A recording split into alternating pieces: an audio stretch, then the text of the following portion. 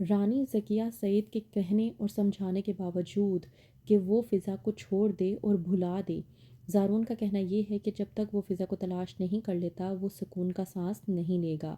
ڈرامے کے next episode میں آپ لوگ دیکھیں گے کہ فضا جو بہت ہی بری طرح سے نگینہ اور کمال کے چنگل میں پھنس چکی ہے، اور وہ اس بات سے بھی انجان ہے کہ یہاں پر اسے پھنسانے والا کوئی اور نہیں بلکہ وہی راشد انسان ہے جو رانی کا کزن ہے اور اس کے ساتھ اس کی شادی ہونے والی تھی۔ راشد جس نے اپنا قرض اتارنے کی خاطر فضا کو نگینہ جیسی عورت کے ہاتھوں سپرد کر دیا تاکہ وہ اپنی زندگی کا قرضہ اتار کے اپنی آگے کی زندگی کو اچھے طریقے سے گزار سکے۔ وہیں پر دوسری طرف رانی جو کہ ان باتوں کو لے کر پوری طرح سے غصے میں آ جاتی ہے کہ جب سے رشتہ داروں اور گھر والوں کو پتہ چلا ہے کہ فضا بھاگ چکی ہے، ان لوگوں نے تو فون کر کر کے ہمیں تانے دے کر ہمارے سر پر جوتے مارنے کی کوئی کسر نہیں چھوڑی۔ ذکیہ کو جب رانی کال کرتی ہے اور کہتی ہے کہ زارون کو سمجھائیں، اس وقت معاملات گرم ہیں۔ رانی اپنی والدہ ذکیہ سے کہتی ہے کہ آپ کو چاہیے کہ آپ اس وقت زارون کے جذباتوں کو چوٹ پہنچائیں تاکہ اسے احساس ہو اور اس کے جذبات تھوڑے ٹھنڈے پڑ جائیں،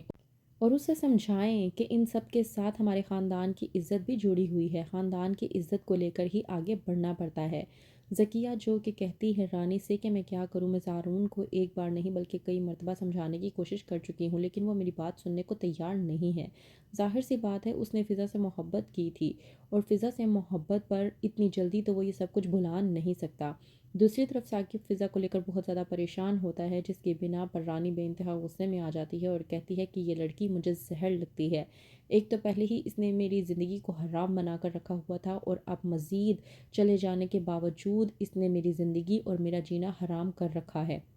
مر ہی جائے تو بہتر ہوگا، ایک طرح سے میرے بھائی کی زندگی سے بھی چلی جائے گی اور اپنے بھائی کی زندگی سے بھی دفع ہو جائے گی۔ وہیں پر دوسری طرف رانی اپنی والدہ ذکیہ سے کہتی ہے کہ اپنے بیٹے زارون کو اس طرح سے سمجھائیں اور اسے بتائیں کہ خاندان کی عزت کو لے کر چلنا پڑتا ہے ورنہ ہماری اپنی عزت بھی کسی کھاتے میں نہیں رہتی۔ دوسری طرف سعید جو کہ رانی کی بات سے متاثر ہوتا ہے اور کہتا ہے ذکیہ سے کہ کاش میں نے پہلے ہی رانی کی بات مان لی ہوتی، اس نے ایک سے بڑھ کر ہمیں یہ کہا تھا کہ وہ لڑکی کسی بھی لحاظ سے زارون کے قابل نہیں ہے اور ہمارے گھر کی عزت بننے کے تو بالکل بھی قابل نہیں ہے، لیکن ہم لوگوں نے رانی کی بات ماننے کی بجائے زارون کی ضد کو مانا اور اس کی خواہش کو پورا کرنے کے لیے اس لڑکی کو اپنی بہو تسلیم کیا، جبکہ ہم لوگ غلط تھے۔ دوسری طرف ثاقب جو کہ پوری طرح سے پریشان ہے کہ وہ اپنی بہن کو آخرکار کہاں تلاش کرے، ایسی کون سی جگہ ہوگی جہاں پر اس کی بہن چلی گئی ہوگی۔ ثاقب جس کا کہنا یہ ہے کہ اگر اس کی بہن ناراض ہو کر کہیں چلی بھی جاتی تھی تو وہ فوراً واپس آ بھی جاتی تھی، لیکن اس بار تو حد ہو چکی ہے، اگر وہ گئی ہے تو اب تک واپس نہیں آئی، اس کا مطلب صاف ہے کہ وہ کسی مصیبت میں پھنسی ہوئی ہے۔ وہیں پر دوسری طرف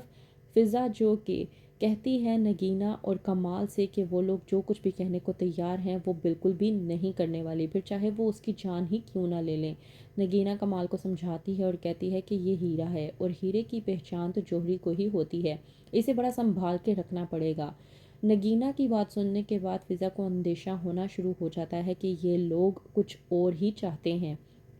تو کیا فضا نگینہ اور کمال کی بات مان کر ان کے کام میں ان کا ساتھ دینے کے لیے تیار ہو جائے گی، یا پھر ان کے چنگل سے بھاگنے کے لیے بھرپور کوشش کرے گی اور ہو جائے گی کامیاب؟ کیا فضا زارون کو مل پائے گی، اور کیا زارون فضا کو تلاش کرنے میں ہو جائے گا کامیاب؟ کیا ہوگا آگے؟ مزید جاننے کے لیے دیکھتے رہیے ڈرامہ سیریل شکنجہ۔